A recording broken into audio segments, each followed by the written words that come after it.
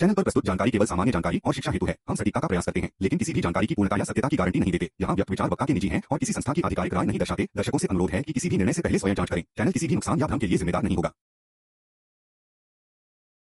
आज हम एक बहुत ही दुखद और परेशान करने वाली खबर पर बात कर रहे हैं। हाँ, गुरुग्राम में एक 25 साल की टेनिस खिलाड़ी राधिका यादव की उनके अपने पिता ने ही गोली मारकर हत्या कर दी। ये खबर सुनकर ही दिल दहल जाता है। एक उभरती हुई खिलाड़ी। बिल्कुल। और हमने इस मामले को समझने के लिए कई सोर्सेज देखे हैं, जैसे Times of India, Indian Express, Mint, Economic Times जैसे बड़े अखबार। हाँ, और कुछ यूट्यूब चैनल्स भी जैसे times now, crime talk, ISH news और एक रिसर्च पेपर भी देखा है, खेल और अपराध पर। जी, तो हमारा मकसद यही है कि इन सब सोर्सेज के आधार पर समझें कि आखिर हुआ क्या था, मतलब घटना कैसे हुई, क्यों हुई और लोगों की क्या प्रतिक्रिया रही। चलिए तो फिर शुरू करते हैं। घटना का दिन और समय क्या था? ये हुआ 10 जुलाई 2025 को, सुबह का वक्त था, करीब 10:30 बजे। गुरुग्राम में सुशांत लोक 2 सेक्टर 57 में उनका घर है। और राधिका यादव 25 साल की थी, पहले स्टेट और नेशनल लेवल पर खेल चुकी थी। जी हैं। और उनके पिता दीपक यादव 54 साल के हैं। उन्होंने अपनी लाइसेंसीड 32 बोर की रिवॉल्वर से गोली मारी। कितनी गोलियां? कुछ रिपोर्ट्स में 5 गोलियों का जिक्र है। हाँ, रिपोर्ट्स यही कहती हैं कि 5 फायर हुए, जिनमें से 3 राधिका को लगी, पीठ पर और गर्दन पर। वो उस वक्त किचन में थी। और किसी ने आवाज नहीं सुनी? उनके चाचा कुलदीप, जो शायद नीचे रहते, उन्होंने गोलियों की आवाज सुनी। वो ऊपर आए, राधिका को देखा और तुरंत हॉस्पिटल ले गए। लेकिन तब तक बहुत देर हो चुकी थी। हाँ, हॉस्पिटल में उन्हें मृत घोषित कर दिया गया। घर पर और कौन था उस वक्त? बताया जा रहा है कि माँ मंजू दूसरे कमरे में थी, उन्हें शायद बुखार था, और भाई धीरज वो घर पर नहीं थे। राधिका के बारे में थोड़ा और बताएं। उनका टेनिस करियर कैसा चल रहा था? राधिका काफी होनहार खिलाड़ी थी। उनका जन्म 23 मार्च 2000 का था। ITF डबल्स में उनकी रैंक 113 तक गई थी नवंबर 2024 में। हरियाणा महिला डबल्स में भी 5वीं रैंक थी। AITA रैंकिंग्स भी काफी अच्छी थी। अंडर 18 में 75, महिला डबल्स 53, सिंगल्स 35। मतलब काफी ऊंचा लेवल था उनका। बिल्कुल।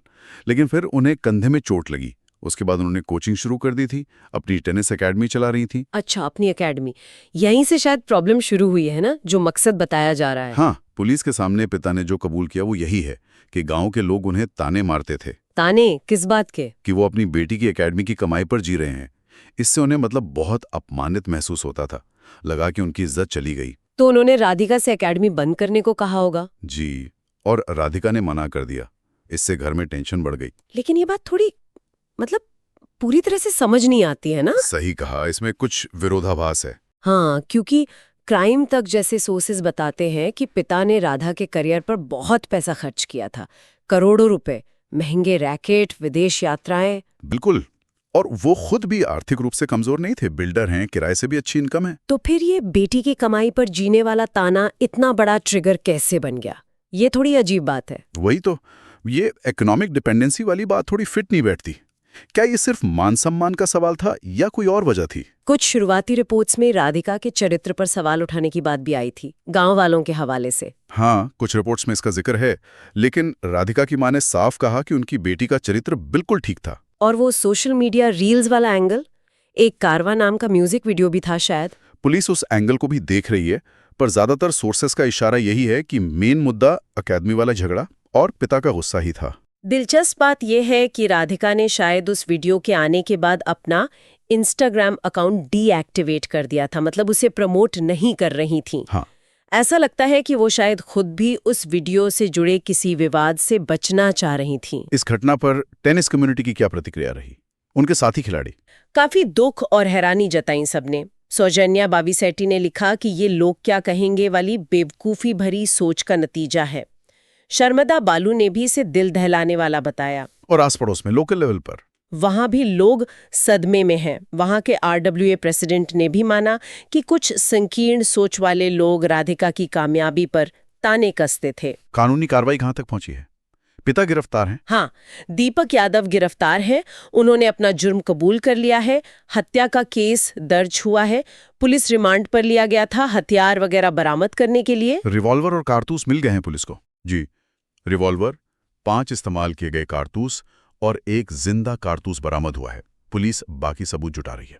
ये सिर्फ एक घर की कहानी नहीं है, ये समाज के बारे में बहुत कुछ कहती है। बिल्कुल, ये दिखाती है कि कैसे सामाजिक दबाव, खासकर जब एक महिला सफल होती है तो वो कितने खतरनाक रूप ले सकता है। और ये पितृसत्ता वाली सोच कि बेटी की सफलता, उसकी आर्थिक आजादी भी कुछ लोगों को बर्दाश्त नहीं होती। हाँ, ये मान सम्मान की एक बहुत ही विकृत धारणा है। तो अगर हम संक्षेप में देखें तो मुख्य बातें क्या निकल कर आती हैं? पहली तो यही कि एक बहुत ही प्रतिभाशाली युवा एथलीट की दुखद मौत हुई। दूसरी बात, जो कथित मकसद सामने आया है, सामाजिक दबाव, लोग क्या कहेंगे वाली सोच, आर्थिक निर्भरता का मुद्दा, चाहे वो सच हो या सिर्फ महसूस किया गया हो, और बेटी की सफलता और आज़ादी को लेकर एक अजीब सी पितृसत्तात्मक सोच। बिल्कुल।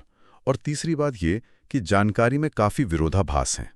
अकेडमी वाला झगड़ा, चरित्र हनन की कोशिश, सोशल मीडिया एंगल और जांच अभी चली रही है। और चौथा, बेशक खेल जगत और समाज में गहरा सदमा और दुख। जी। आज की इस चर्चा को यहीं खत्म करते हैं, लेकिन एक सवाल मन में रह जाता है। क्या?